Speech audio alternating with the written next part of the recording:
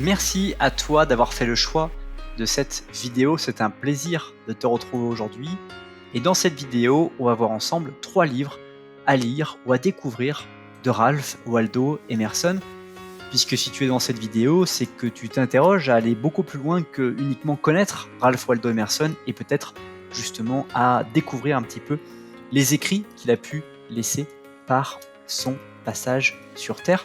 C'est ce qu'on va voir dans cette vidéo. Mais juste avant qu'on attaque cette vidéo, je t'invite à apprécier cette dernière pour m'encourager à reproduire ce type de contenu. Et aussi, si tu n'es pas encore abonné à la chaîne, je t'invite à t'abonner en activant les notifications pour ne pas rater les prochaines vidéos et redécouvrir les vidéos les plus populaires. Alors qu'on dise tout de suite les choses telles qu'elles sont.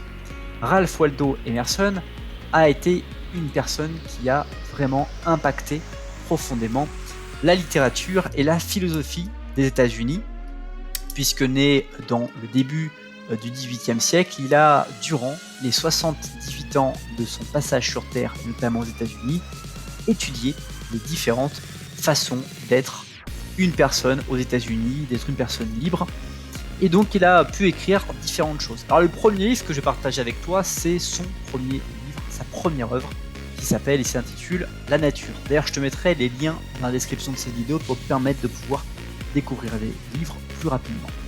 Dans ce livre-là, il explique les principes philosophiques qui dirigent toute son œuvre, la cohérence intime de l'univers, la plénitude et l'harmonie de l'esprit individuel, la correspondance symbolique entre les lois naturelles et les lois morales. Un livre en fait qui va te permettre de pouvoir découvrir et accéder directement à la philosophie de Ralph Waldo Emerson.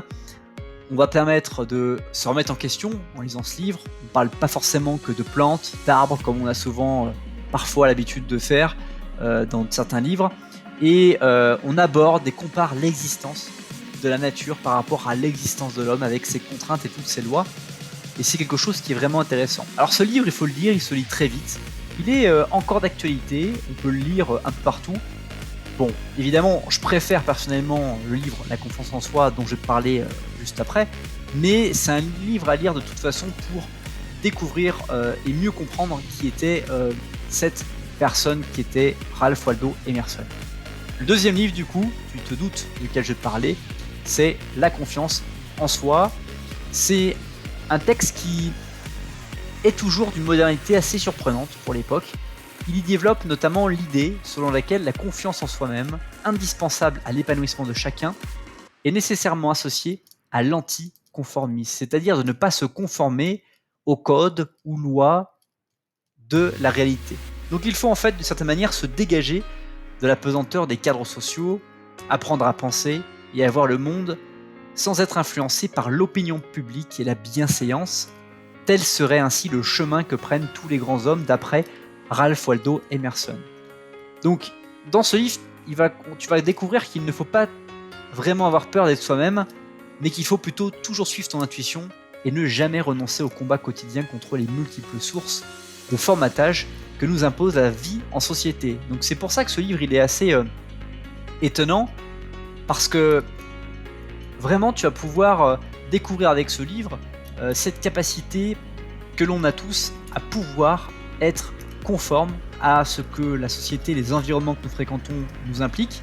Et ce qui est étonnant, c'est que tu vas pouvoir être remis en question par les idées qui sont généralement véhiculées sur la confiance en toi. Tu vas découvrir d'autres choses, d'autres réflexions, et c'est, je pense, vraiment quelque chose qui va te permettre d'impacter ta vie. Donc c'est un petit essai, mais qui est vraiment pas mal pour pouvoir découvrir comment ne pas suivre le troupeau et d'être, comme certains aiment à utiliser la formule, le mouton de Panurge. Enfin, le troisième et dernier livre que je voulais te partager, c'est l'un des derniers livres de la vie de Ralph Waldo Emerson, Société et solitude. C'est un livre qui est paru seulement quelques années avant sa mort. C'est un recueil dans lequel il aborde d'une plume égale et inspirée des sujets aussi variés que l'éloquence, les livres, la vie domestique ou la vieillesse. Et ça, c'est juste 10 ans après son autre livre, recueil d'essais que je te vais parler, qui s'appelle La conduite de la vie. Et dans ce livre-là, on découvre toute la force de sa sagesse pleinement épanouie. Conçus en fait initialement comme des conférences qu'il donnait à plusieurs reprises aux États-Unis et en Europe, chacun des chapitres montre dans un style simple et pénétrant les qualités didactiques de son auteur, la richesse de sa pédagogie et donne à voir un esprit qui a su trouver son équilibre dans un monde discordant dont il voit la laideur, pour paraphraser son ami Thomas Carlyle. Donc ce livre, il est très peu connu en France, mais il va permettre de pouvoir découvrir un petit peu le travail que menait Montaigne du côté français.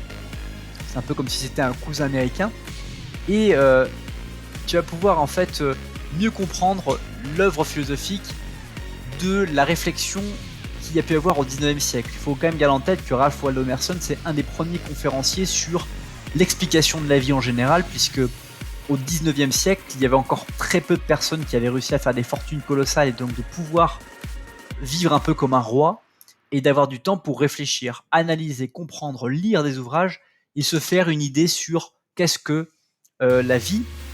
Alors, évidemment, ces textes paraissent pas forcément toujours à la mode quand on parle de Ralph Waldo Emerson, mais ces livres-là ont pour moi véritablement un impact et une possibilité de t'impacter dans ta vie au quotidien, parce que pour mieux comprendre son présent, voire éventuellement comprendre son futur, il faut aussi bien comprendre comment le passé a évolué, comment le passé a fait les choses qu'il a faites, et c'est ce pourquoi ces 3 livres que j'ai choisis sont pour moi les livres qui vont te permettre d'accéder à Ralph Waldo Emerson d'une manière nouvelle et fraîche pour ton état d'esprit. C'est déjà la fin de cette vidéo, merci beaucoup pour le temps que tu as consacré à regarder cette nouvelle vidéo. Si ce n'est pas encore fait, je t'invite à partager cette vidéo à une personne à laquelle tu penses. Tu as le bouton partager juste en dessous, tu cliques dessus, tu le partages sur Facebook, Twitter ou par texto ou que sais-je. C'est très simple et rapide. Aussi, je t'invite à me dire dans les commentaires qu'est-ce que tu retiens de cette vidéo. Je suis très intéressé d'échanger avec toi. Et enfin, je te propose de lire la description de cette vidéo pour découvrir d'autres contenus et aller beaucoup plus loin que cette simple vidéo. Passe une très bonne suite de journée et je te dis à bientôt pour une prochaine vidéo.